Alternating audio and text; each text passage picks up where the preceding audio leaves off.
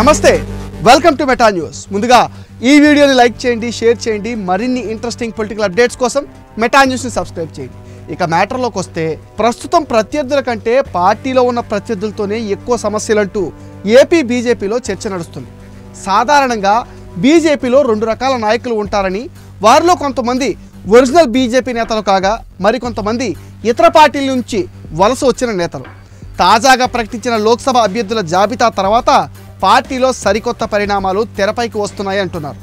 కూటమిలో భాగంగా ఏపీ బీజేపీకి 6 లోక్సభ స్థానాలు దక్కాయి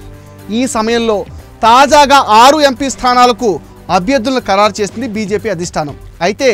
నరసాపురం సీటు విషయంలో సోము వీర్రాజు రూపంలో జగన్ పాత్ర కూడా ఉందని తాజాగా రఘురామకృష్ణరాజు మండిపడుతున్నారు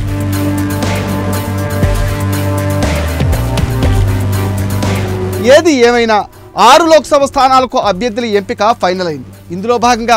అనకాపల్లి టికెట్ సీఎం రమేష్కు దక్కగా అరకు కొత్తపల్లి గీత తిరుపతి వరప్రసాదరావు రాజంపేట కిరణ్ కుమార్ రెడ్డికి కేటాయించగా రాజమండ్రి టికెట్ దగ్గుపాటి పురంధరేశ్వరికి అనూహ్యంగా నరసాపురం టికెట్ భూపతిరాజు శ్రీనివాస్ వర్మకు కేటాయించారు దాంతో అదే సీటు కోరుతున్న రఘురామ ఫైర్ అవుతున్నారు అదే టైంలో రాజమండ్రిలో పురంధరేశ్వరి కూడా సంతృప్తిగా లేరని అందుకు సోము వీర్రాజు కారణమని టాక్ నడుస్తుంది వాస్తవానికి రాజమండ్రి లోక్సభ టికెట్ కోసం ఏపీ బీజేపీ రాష్ట్ర మాజీ అధ్యక్షుడు సోము వీర్రాజు చివరి నిమిషం వరకు ప్రయత్నించారు అయితే చర్చల్లో భాగంగా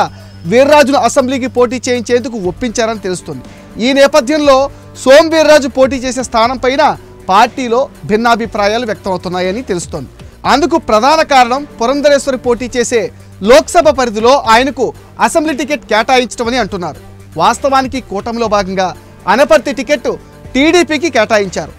ఇందులో భాగంగానే అనపర్తి నుంచి కూటమి అభ్యర్థిగా నల్లమల్లి రామకృష్ణారెడ్డి బరిలో దిగనున్నారు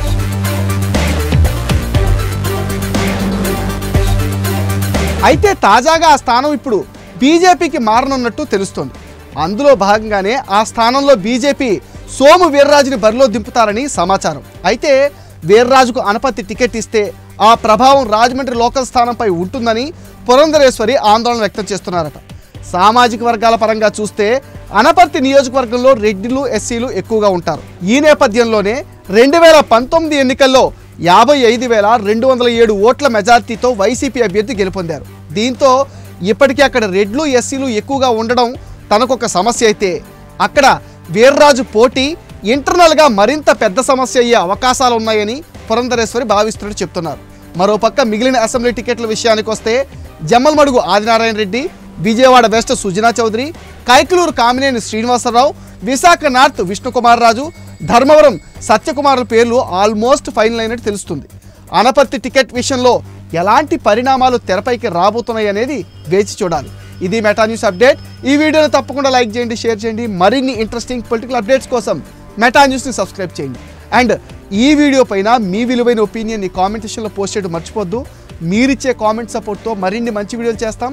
మీరు చేయాల్సిందల్లా ఈ వీడియోని లైక్ చేయడం షేర్ చేయడం మెటా న్యూస్ని సబ్స్క్రైబ్ చేయండి